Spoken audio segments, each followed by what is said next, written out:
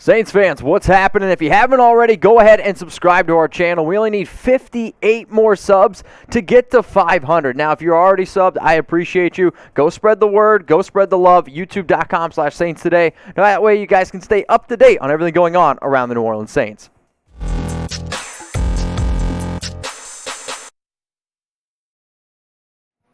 New Orleans Saints camp winners and losers coming at you here at Chat Sports. Mitchell Renz ready to break it all down for you. I was excited that I got to do today's show because anytime I can pick out the three biggest winners and three biggest losers, those are always very, very entertaining shows for me. The first guy coming up here in terms of a winner, Marshon Lattimore. He has been an absolute stud at camp, and nobody really should be surprised, right? He's a top 5 corner in the NFL, but his one-on-one drills, I don't think he's given up a reception yet. At least that's what the latest reports are at camp. So we know that he's a good player, but the fact that he's putting up the type of production that he has been a very good thing, especially when you look at a lot of the other cornerbacks on this Saints team, and let's face it, there's some unknown commodities, if you will, and some of these other reports are coming out that these Saints corners actually have been struggling. So at 6 foot, 192 pounds, I'm pretty confident saying that it looks like when you talk about this team that you're going to have an entire shutdown corner. Now, you also got Gardner Johnson, who's an up-and-coming player, too.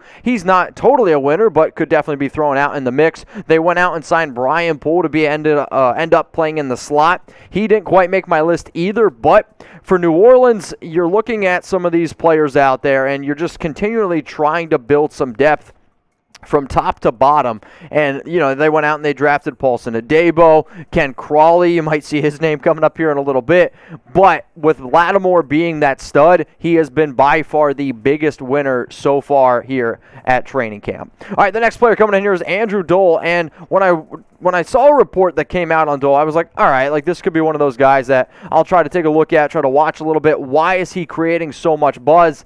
And he's one of these players that's on that roster bubble. If he can continue to get it done, you could end up seeing him make this team overall. But Andrew Dowell, I mean, this is one of those players here that I had as a Saints camp winner. We're going to keep it moving here on today's show. And from top to bottom, you got a lot of different things happening. I'm going to go with Jalen McCleskey. And one of the terms that's been thrown out there with McCleskey has been spark, or he's just like this jet, and he's just zipping around the field, and they're kind of, you know, saying the Swiss Army knife. They don't know where they're going to put him on the field. I've heard the whole Tyreek Hill comparison as well, but when you really talk about some of the injuries that have happened for New Orleans, a lot of it has actually already come at the wide receiver position. I mean, obviously, there's no Michael Thomas, so they're looking to have to go different directions here at the wide receiver position. It sounds like McCleskey's been a very impressive player thus far. Yes, he is very small, but Sean Payton has always done a very good job of putting skill position players in the right spot, and I think that's what's going to happen here with McCleskey. So name a winner at Saints camp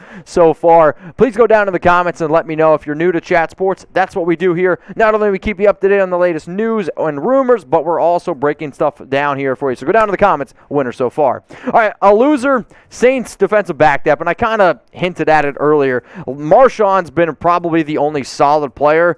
Besides that, Gardner Johnson's been stepping up here and there. Paulson Adebo has not looked very good according to reports. Ken Crawley, I guess, has had like one good practice, but Robinson's been struggling, Haley's been struggling, Thompson's been struggling. Now, I could go out here and say, oh, it's the wide receivers, but even the wide receivers have been struggling, which brings me to my next player here as a camp loser, TreQuan Smith. You would like to believe that Smith would be able to take that next step and get better. When he was first coming out of UCF, I had some high hopes for this young man. However, with the injury to Michael Thomas, Smith not playing well, that's why a guy like McCleskey is getting the hype that he is. After a season where he had 34 catches, 448 yards, 4 touchdowns, I want to see a little bit more out of Smith, and it sounds like the coaches do too.